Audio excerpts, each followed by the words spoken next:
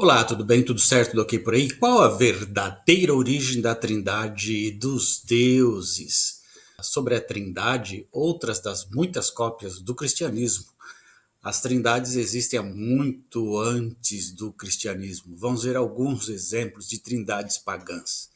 A trindade egípcia, Osíris, Íris e Horus, pai, mãe e filho. Outra trindade egípcia, Ra, Patá, Amon, três deuses em um. A trindade babilônica, Anu, Bel e A, Deus do céu, Deus da terra e Deus da água. Trindade suméria, Anliu e Enki, céu, ar e terra. Trindade caldeia, Sim, Ishtar e Armas, deus da lua, Ishtar, deusa do amor, da beleza, da guerra e da fertilidade, e Asmas, deus do sol. A trindade fenícia, El, Asherá e Baal. El era o criador do Deus Supremo, Asherá era a deusa da fertilidade, a mãe dos deuses, e Baal era o deus da tempestade do trovão, associado à fertilidade e abundância. A trindade persas, Ornus, Mitras e Ahriman. Ornus, Ahura Mazda, representa o princípio do bem, o espírito da sabedoria e da ordem. Ahriman, Angra Mainyu, representa o princípio do mal, o espírito da destruição e do caos. Mitras, por outro lado, é considerado o mediador ou a ponte entre os dois, frequentemente associados à justiça, à verdade e à aliança. A trindade assíria, Assur, Nabu e Marduk. Assur, Nabu e Marduk não representam uma trindade no sentido de uma unidade divina, como a da cristã. A trindade celta, Luk, Epona e Matris, simboliza a unidade do corpo, da mente e do espírito. A trindade etrusca, Tinia, Uni e Menrva. Timia é o deus do céu e da força, Uni é a deusa do casamento e da família, e Mesrva é a deusa da sabedoria e da guerra. A trindade escandinava, Odin, Freya e Thor. Odin é o deus principal associado à guerra, à sabedoria, à morte, enquanto Freya é a deusa do amor, beleza e fertilidade. E Thor é o deus do trovão e da força. A trindade hindu, Brahma, Vishnu e Shiva, criador, preservador e destruidor.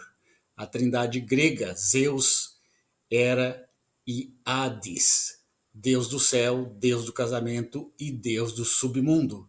A trindade romana, Júpiter, Juno e Minerva, deus do céu, deusa do casamento e deusa da sabedoria. E isso sem mencionar as trindades chinesa, maia, asteca e budista. Mas o que algumas pessoas não sabem é que a história da Trindade católica, que outras denominações cristãs não têm, a Bíblia não faz a menor referência a qualquer trindade. Essa era uma interpretação secular imposta lá pelo século IV antes disso, ninguém falava de trindade. Era assim, o imperador Constantino era o imperador sobre as condições de tetrarquia, ou seja, na época em que o Império Romano tinha quatro imperadores, Constantino, Magêncio no Ocidente, Máximo Daia no Oriente e Licínio nas regiões do Danúbio. Constantino alia-se à igreja, cobre-a de riquezas e privilégios e empreende a unificação do império sobre o único governante. Com a ajuda da igreja, consegue derrotar primeiro Magêncio, depois Daia e por fim Licínio. Uma vez derrotado, o imperador, que não era cristão por não ter sido batizado, convocou um concílio de Nicéia e forçou a igreja, já comprada com riquezas e privilégios, a fazer concessões. O dia sagrado não seria mais o sábado, mas o domingo, o dia do deus romano Invictus.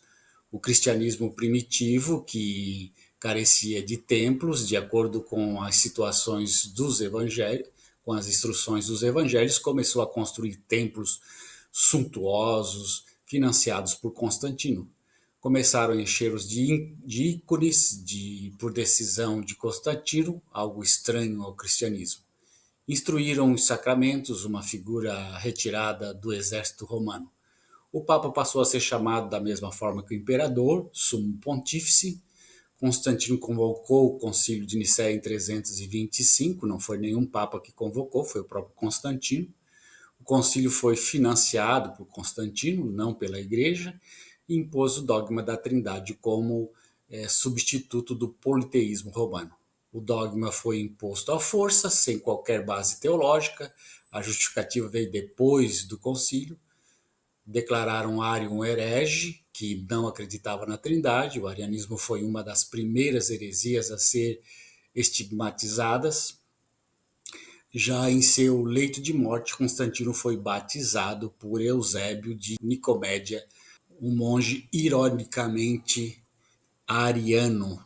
Não é? Então, para você ver aí como que se deu a igreja, como que nasceu a igreja, não nasceu fruto do Espírito Santo, não nasceu fruto da inspiração divina, mas nasceu por condições políticas, por condições de poder. A igreja não foi aceita por conta de evangelização, mas por conta do imperador exigir que todos deveriam se converter ao cristianismo. E a igreja, em troca de grandes construções, grandes igrejas, se vendeu ao poder de Constantino. E aí surge a Igreja Católica, Apostólica e Romana.